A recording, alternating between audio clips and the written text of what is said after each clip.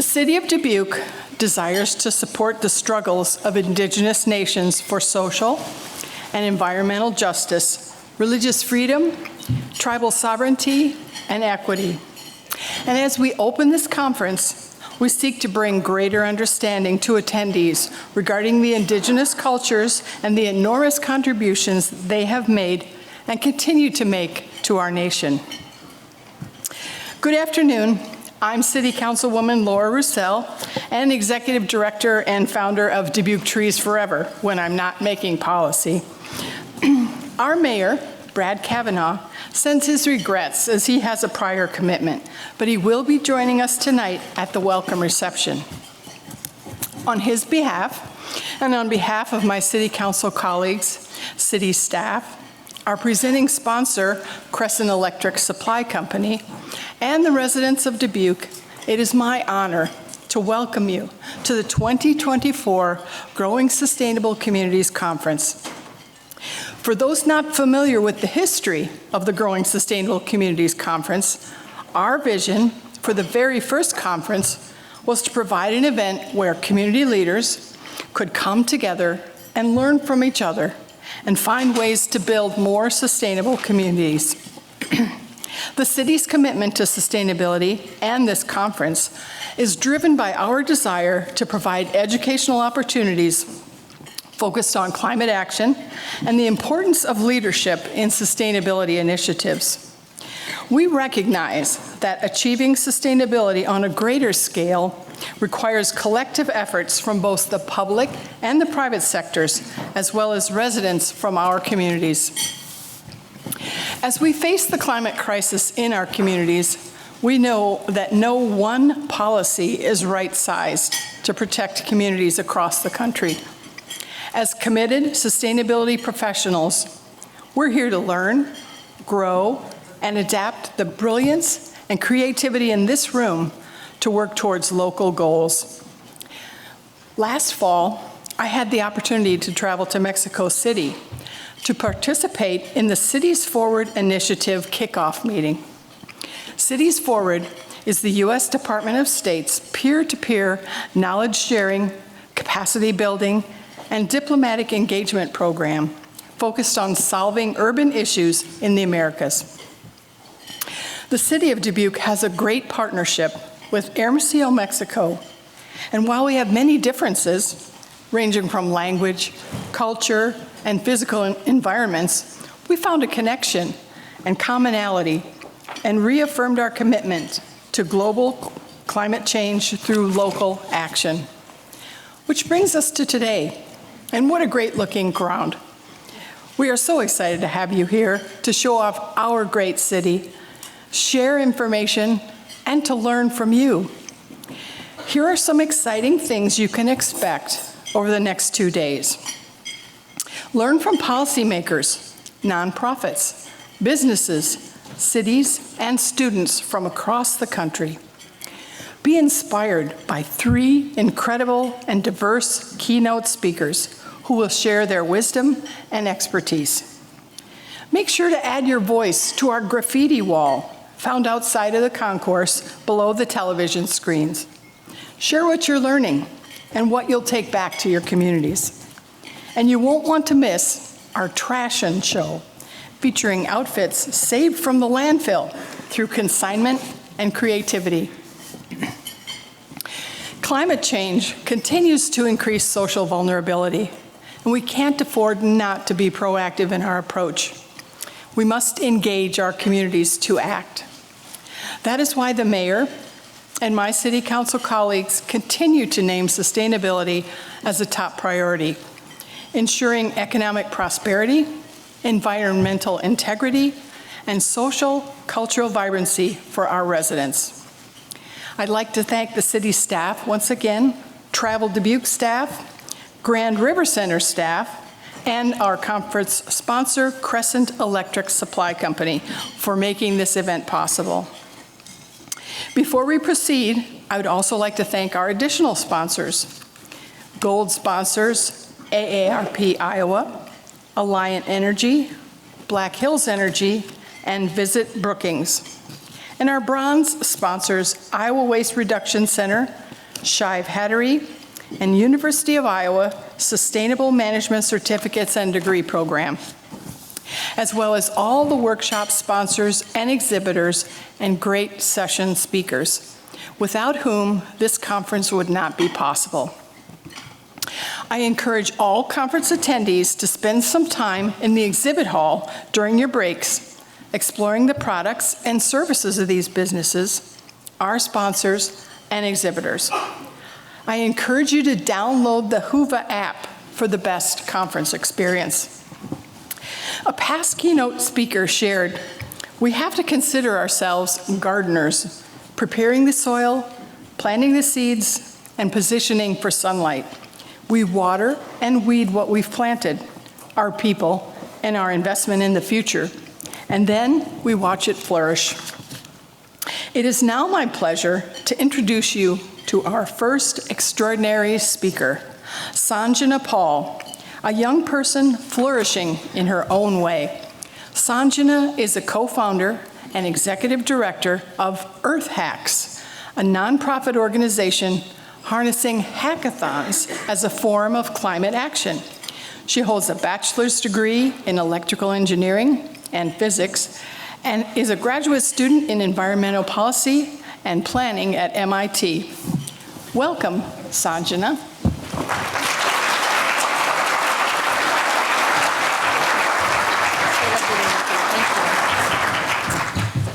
All right. Okay, well, thank you so much for the warm welcome. It's actually my first time in Iowa, and I've just been so blown away by how happy and how welcoming everyone has been, so thank you so much for that. It's also my first time at the Growing Sustainable Communities Conference, so also very excited to get to know this really vibrant community and talk more about all things sustainability, which is really just everything if we think about it. So I'll get a little bit more into that and start by telling you about some of the work we do at Earth Hacks. So Earth Hacks is a nonprofit organization dedicated to harnessing hackathons as a form of climate action. And as part of that, our work focuses on empowering hackers to generate innovative, actionable solutions to pressing environmental and climate problems all over the world. Now that I've said hackathon maybe 5 or 6 times, I want to do a quick pulse check. How many people know what a hackathon is? Can I get a show of hands?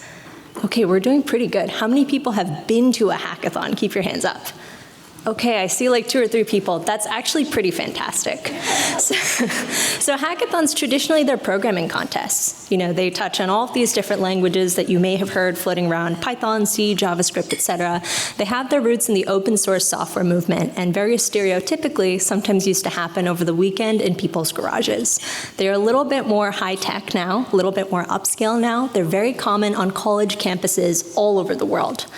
So many times undergraduate students will actually come together to organize these programming contests. And they're a really wonderful place for skill sharing, for knowledge exchange. They're fantastic for experiential education, and they're also a really good spot for rapid prototyping and development. When I was an undergraduate student, I studied electrical engineering, and we learned some things that I thought were really exciting, and we weren't taught other things that I thought were really important, like some programming languages. So I'd go to hackathons because I was like, oh, free food, time to hang out with my friends, and an opportunity to learn these new skills that I want to pick up on. But when I'd go there, you know, a few years ago, I would have this experience where there was this sense of, yes, we're here to learn about something, we're here because this is exciting, but I also noticed a complete lack of context.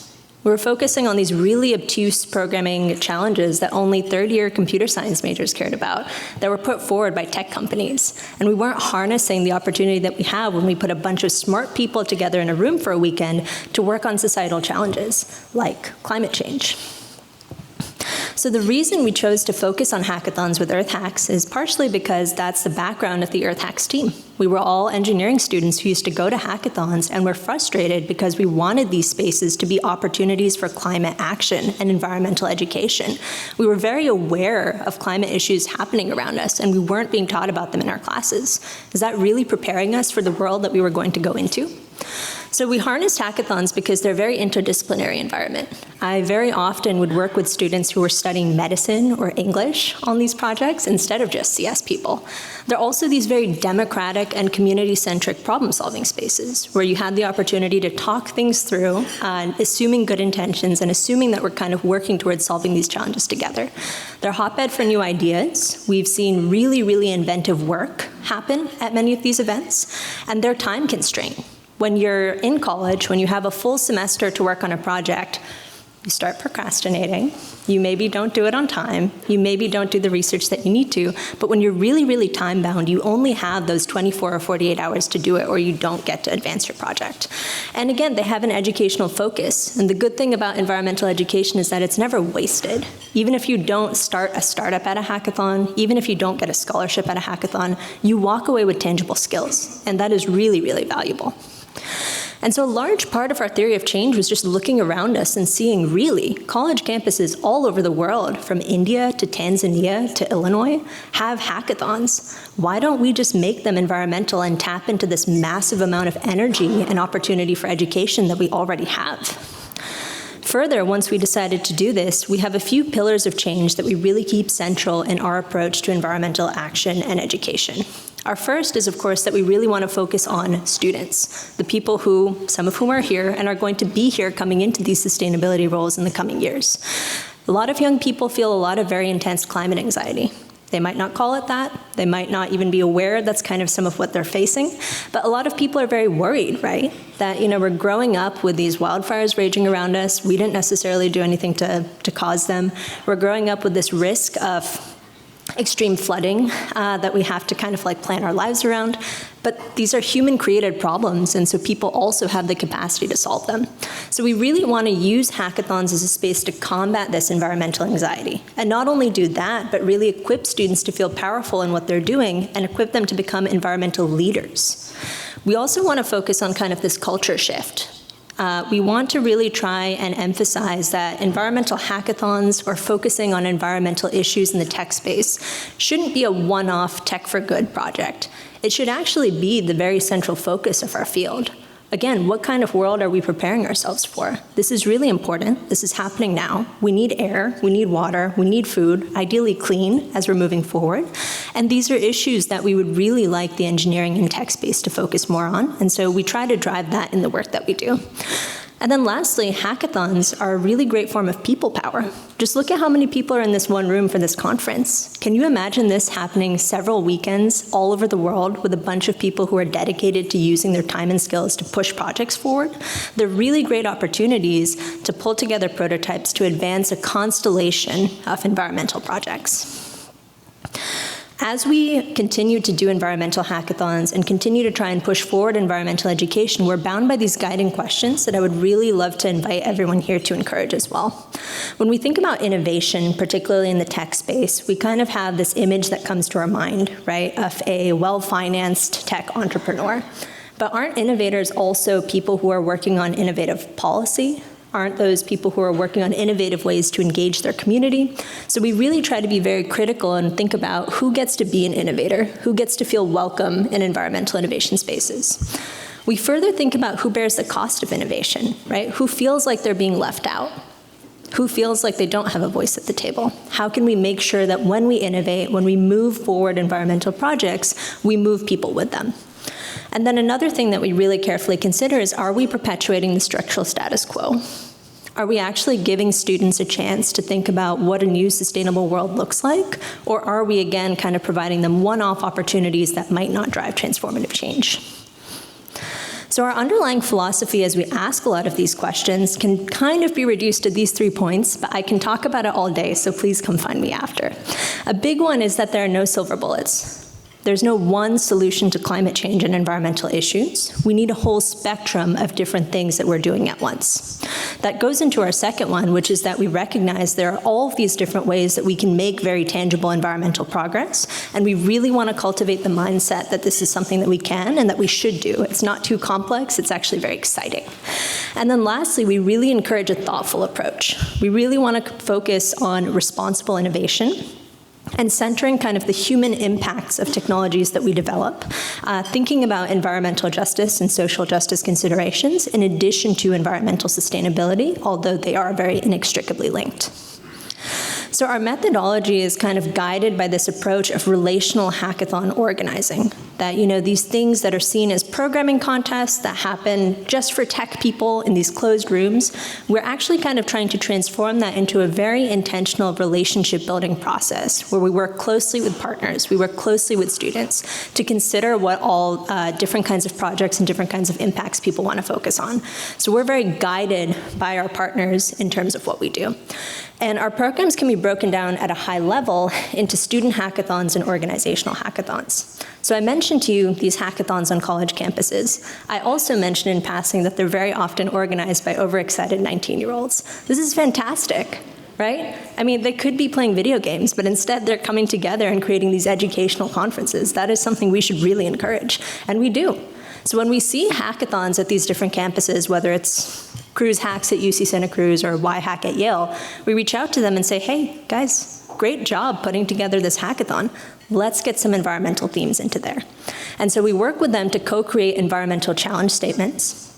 The focus of these is on transformative environmental education, so really equipping students to feel like they have the opportunity to be a part of driving forward environmental progress. And we co-design them, asking them, what are you interested in? Do you want to have a hackathon challenge where you focus on learning about electric vehicles? Sure, cool. Or we ask them, what are you scared of? Because unfortunately, we're already living through climate change, right? Very often, for example, we had a whole year where all of the challenge statements we did in California were entirely around air quality because the sky was red from wildfires. And students actually wanted to engage with that. And again, climate change is not incorporated into a lot of different curricula in high school and college environments, unless you're an environmental science student. So focusing on this education is really helpful because it gives these students a sense of ownership and of excitement, right? That I want to learn about this. I want to do this. I didn't realize that this was something I could learn about in this unique way. That's really cool. And we've seen students shift the trajectory of what they do because of this approach. We've had software engineering students come in and decide not to take that internship in the health insurance industry and instead go take that internship working on global water resources from satellite data. We've seen students start environmental organizations in their communities. We've seen students change their majors because they just didn't have the opportunity to realize that actually it doesn't matter what your major is, climate change affects everyone. And so everyone really needs to be a part of the process of addressing this issue. Secondly, hackathons, again, really great for experiential education. They're also really great for prototyping. So I'm sure many of you know that when you have an idea, it takes a really, really, really, really, really long time to get to version 1, right, that you want to share with other people. And that's because, we have all of these things that we're juggling, all of these different things we have to do. And at a hackathon, again, when you have 48 hours, you either do it or you don't. And so there's this really intense focus of, I'm just going to build it. So we try to use organizational hackathons as an opportunity for service learning, where we partner with nonprofit organizations, community organizations, to essentially say, hey, what do you need? And use the hackathon as an opportunity to build tools for them. So we've done, challenge statements for both of them, ranging from corporate sustainability and rainwater collection to fast fashion and plastic waste and everything in between. Because again, in the 21st century, really everything is an environmental problem, right? And so we need inventive ways of kind of broadening that conversation. To give you some actual examples, because I've just kind of been talking at a really high level about how cool hackathons are, some of the things that we've had the privilege to accomplish. One of the hackathons that we worked on was with the Group on Earth Observations, GEO, with their Indigenous Council. And so at the peak of the COVID-19 pandemic, when we were all working remotely from home, we had a hackathon focusing on geospatial cultural storytelling, where we created these tools to kind of help tell stories of how different people were connected to their land. We also worked on a very pressing issue with summer coming up, which was extreme heat in urban spaces. So we worked with scientists from NASA's Jet Propulsion Laboratory to get data from the eco-stress sensor, which is on the International Space Station. One of the many things it collects is land surface temperature, and so we basically had a mapathon, was training these students, how do you go access this vast amount of free, publicly available data and actually do something actionable with it? How do you download that data? How do you tell what's usable and what has too many clouds on it and so too many shadows and you can't see? How do you upload it into a software like QGIS, which is what we're showing here? And how do you turn that then into a map that you can take to local decision makers, or you can take to elderly populations in your neighborhood and actually have something saying, hey, these are the areas where it's really hot. So we mapped like 6 different cities across the globe. People predominantly focused on their hometowns, but it was a really wonderful experience. We also had the only hackathon in the world dedicated to the vaquita. Another interactive question, how many people know what a vaquita is? Yes. So a vaquita is one of the most critically endangered species on the whole planet. It's this adorable dolphin, as you can see in this really wonderful logo from an artist we work with. And we supported the nonprofit organization Earth League International in their work conserving the vaquita. So because of our service learning approach, we tend to take kind of, I guess, a little bit more of a humble approach to these hackathons. Rather than saying we're going to have an event to save the vaquita, we say we're going to have an event to support organizations saving the vaquita, because they're immersed in the work, they know what they're doing, and we had the privilege to support them. Another one of our events focuses on Amazon rainforest conservation. So this is a bilingual hackathon in English and Portuguese, primarily aimed at Brazilian hackers to equip them to work on challenges related to Amazon deforestation. So we've partnered with local social innovation organizations, as well as local government and scientific organizations, to pull more Brazilian young people into conserving this really incredible environmental heritage that's right in their backyards. We've even done policy-focused ones. So we've worked with organizations like We Act for Environmental Justice in New York to have hackathons on science communication for environmental justice policy. We take a very high-level approach to these events because, again, everything is an environmental problem, and our expertise is really in harnessing this infrastructure to be able to drive forward environmental progress.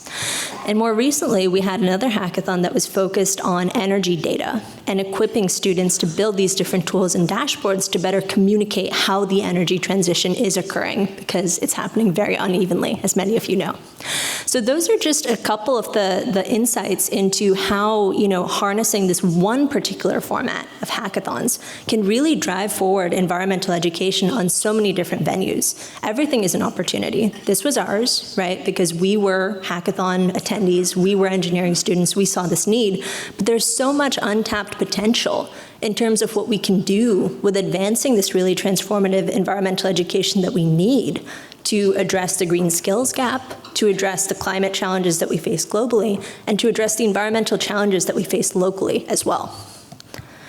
We also focus, in addition to hackathons, on environmental justice and technology.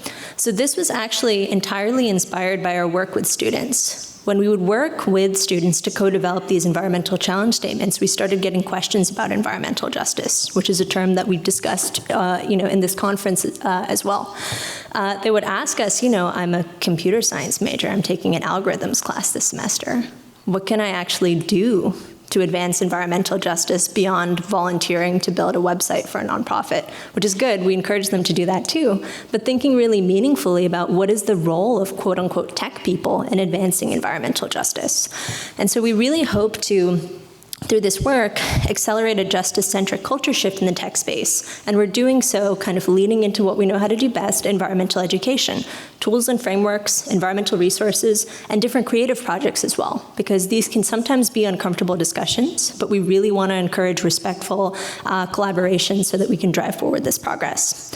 We started out with a blueprint that was actually co-created with a bunch of different environmental organizations and students, focusing on environmental justice implications of a few key technology sectors, like robotics and artificial intelligence.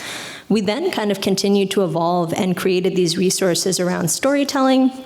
We started to engage more with educators, and we also drafted environmental justice and technology principles. We continued to evolve the project, which is now up and running, and we've delivered guest lectures in a few different places on this technology, just as a result of the feedback and kind of like the two-way environmental education and mentorship that we got from our students. So this is also kind of emphasizing that even though we came in, right, to these hackathon spaces saying, hey, we used to go to hackathons, we're all professional engineers now, we know how to do this, we're gonna help you guys, we actually ended up learning from our students. And so intergenerational collaboration is another really, really powerful tool when it comes to advancing environmental solutions, right? Is being able to have that two-way street of communicating what people are interested in, what they need, and again, just harnessing that massive opportunity that we have to really take advantage of human ingenuity and apply it to climate challenges. So I'm going to start wrapping up there because I love Q&A, and I would love to spend a lot of time talking to you guys. I dropped a lot of information, so happy to kind of get into it. Thank you so much to the Sustainability Manager of Dubuque, Gina Bell, for inviting me, to all of the organizers, and to you guys. Thanks.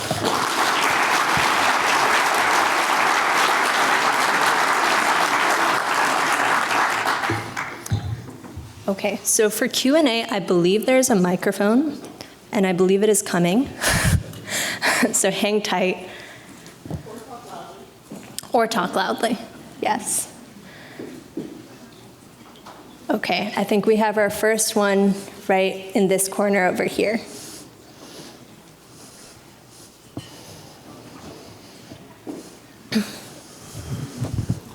What's a really quick 101 on creating a hackathon? How many hackers do you need? And you spoke about time. What would be sort of the high-level metrics? No, great question. So typically, hackathons can take place anywhere from a day to like 6 months. We tend to focus on weekend-long hackathons because that was kind of traditional, and we found that that is a good time span for keeping people's attention really engaged. In terms of how big they can go from 5 people to tens of thousands of people.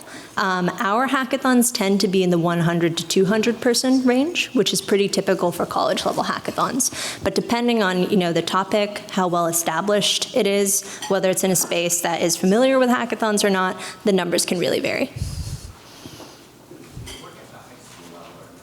Yeah, high school hackathons exist. We focus on college hackathons just because that's where we have experience. We're very interested, and we kind of do one-off engagements with high school hackathons. They just tend to be more common at the college level, and so when we think about scaling environmental education and impact, our focus is at the university level. But even at the university level, it's kind of undergrad and up. We very often have graduate students participate. One of my favorite stories is a hackathon we did with Arizona State University, where there was a team that had a high school student, 2 undergraduate students, a graduate student, and a postdoc working together.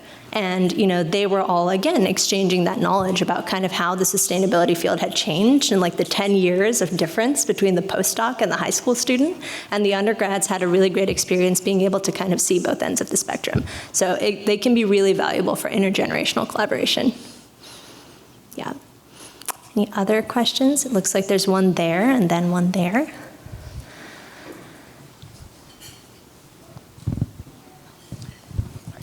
Thanks. Really, really interesting. My brain's firing in a lot of different ways. I'll try to just center on one question. Sure. So growing sustainable communities conference, a lot of us represent communities where generally staff representatives, elected officials are not college-aged, tech-oriented individuals. So Well, what do you see as the relationship between a community and this type of hackathon? Is it something where we would look to foster space and environments where they can take place? Is it looking to find hackathons that are already organically developing and create those relationships? I'm curious what we can do to try to even just encourage more of this. Totally. No, that's a great question. And you're going to get the standard Earth Hacks answer, which is it depends. And then I will kind of elaborate on that. So, there's a lot of different pathways you could take, right? A big one that we encourage, lowest barrier to entry, is that we want professionals to come to our hackathons to mentor students, always. Because it's so valuable for them to just be able to look and see what people are doing once they leave college or once they leave whatever technical training they have. So that's one, is that there's always an open invite for professionals to come and mentor students as they're working on these different challenges. 2 is definitely that community building, that relational hackathon organizing that we approach, is just getting in touch and saying, hey, this is cool. Maybe we'd like to do one. And we'll kind of start working on that process to say, okay, how much time do you have? How much personnel do you want to kind of dedicate to this? What are you interested in working on? And we kind of go through this process of understanding what are good hackathon challenges to work on. What are the ones that really take advantage of this people power, of this transformative environmental education, intergenerational collaboration, and learning opportunities. And yeah, then there is also the option to just kind of start investigating and exploring what's exciting to you. Is going to hackathons at local universities. If there aren't any, maybe thinking of them as a partner. So it really varies because we take such a relational approach. We never give one-size-fits-all advice. We always work very closely to kind of understand what are the specifics of that individual communities or organizations or individuals' needs before we move forward. Okay, there's a couple in like the middle of the room here. If you can keep your hands up, Gina is doing an incredible job of running all over the room. Thanks, Gina. Hi, thanks. This is fantastic. I'm curious, you talk about a lot of the traditional hackathons being college-level hackathons, people going into professional careers. Have you had any that have involved tradespeople or people in community colleges that are entering career fields that are going to be building all of the things we need? And do you have any examples you can give of how that's worked in the past? Yeah, no, that's a great question. We've had community college engagement before. We have not yet had trades engagement before. That's actually something we're trying to work on this summer. Because again, with that relationality, leading an environmental hackathon organization, it's my responsibility sometimes to say, maybe a hackathon isn't the best fit here. You know? So we're very eager to start that conversation and kind of understand, is this a helpful tool for students who are going into the trades? If so, how? What do we need to do to make sure that this format actually serves those students? So it's a little bit in progress, but we're still kind of trying to determine how we can take this format and apply it there, or if we can just kind of support in other ways with pedagogical development, because I agree, it's very important to emphasize the type of education. All right. So I know you kind of touched on the last, not the last question, was the question before, about how you determine what you're working on. It just depends on the situation. Yeah. But I guess I kind of look at things at like a higher level. So I guess my question is, hopefully this makes sense. Is there like a collection or a database of environmental problems, solutions, groups working on these set issues, and possible paths towards the solutions in both like linear and complex interconnected progression paths that could theoretically potentially lead to an end state of sustainability? I know it's a large and complex question, but I think it's something that people would like to, I guess, idealize. Yeah, for sure. I'll start with a simple answer, which is kinda. So we have a database of everything we've ever done. You know, all of the projects that we've worked on that we're able to share. There's some instances where we can't publicly share what we've worked on. For example, like the Geo-Indigenous Communities Hackathon that we did. We wanted to make sure to respect the cultural works that we were dealing with, so we didn't put those out publicly. So we have that database in terms of kind of what exactly happens at an environmental hackathon, right? Which is why I talk about the examples of what we've done here, and we also have that resource so that people can see what comes out of it. In terms of kind of like a problem bank and like progress tracking for each of those things, not quite. And that's partially because of capacity. It's the question of, you know, is this a helpful use of our time, and does that serve our students and communities? Is that a resource that they're asking us for? And it's partially, again, because of our relational approach, is that rather than kind of me, and I still do this, kind of sitting there saying, oh, we should have an ocean hackathon, it really depends on what our partners want to do. We can't have an ocean hackathon if no experts want to do it, because they know the subject matter, and they're the ones who are going to guide us on whether or not this is actually a feasible thing to do.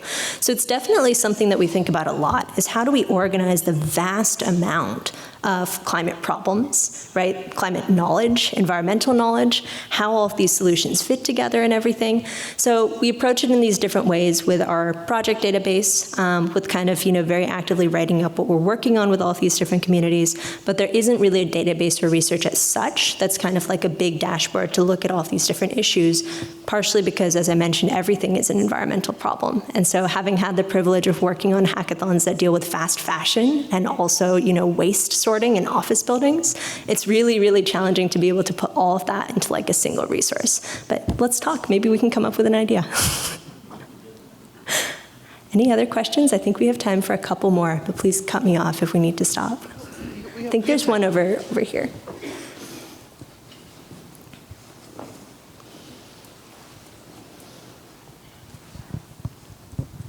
So this may be sort of related to the trades one, and I've just been brainstorming. Yeah, So let's hear it. cut me off if this is like totally the wrong thing.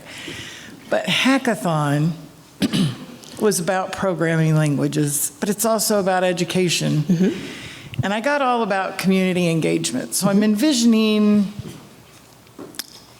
redevelopment of a property and engaging a community about how to redevelop a property. Mm-hmm. And so maybe using a hackathon, and you're maybe pick the school kids who know art and know AutoCAD and business, and the college kids who know architecture and urban design and business, and that could be a hackathon? It could, yeah. Yeah, that's kind of, that's kind of the process that we go through. Everyone get on that. That's really the process that we go through. Is it starts with a question like that, right? Is saying, hey, is this an opportunity for environmental education? How? Is this also an opportunity to actually develop ideas that we haven't had the chance to develop? How? And we go through this iterative process exactly the way that you kind of brought up, is that, I have this idea or this thing I'm doing. It seems like I need these skills. I would really like to engage young people who might be able to work in this space, and I would also really like their inventive ideas. It's like the perfect formula for a hackathon. Yeah, we can totally talk after this if you want. I've been involved in a number of hackathons. Unfortunately, I find them too ego-driven, too performative, and too superficial. I mean, first of all, you're dealing with this ephemeral piece of time, right? I think it's invaluable to be able to exchange and interchange ideas, different academic, professional interests, to really co-create, co-design, and co-curate ideas. But I think that there's a better model that really could take some of the hacking principles. And so toward that effort, through the University of Minnesota, I have been working with architectural students in public interest design. And I wed that to some students in Australia who are IT students. And really then taking information to really be able to operationalize it.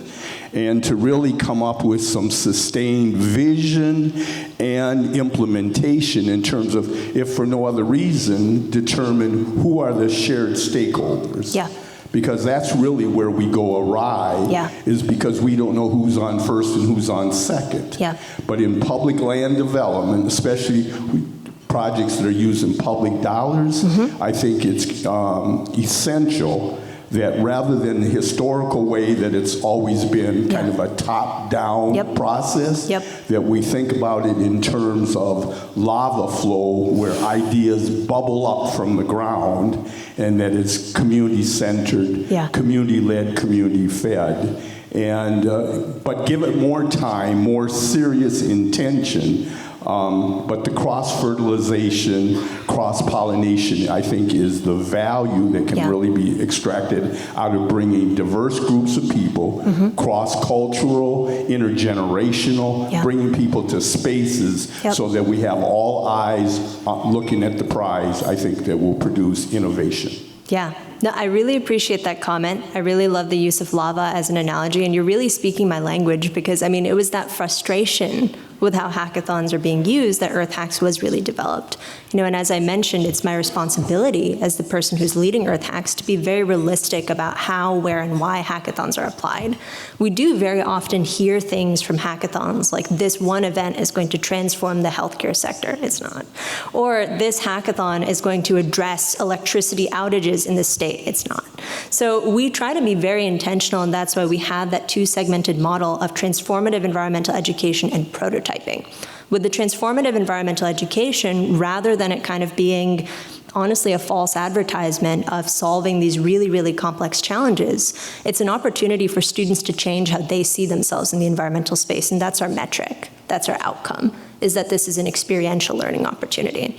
And with the organizational hackathons, all of the organizations that we work with, we actually come up with a plan for project adoption after the event.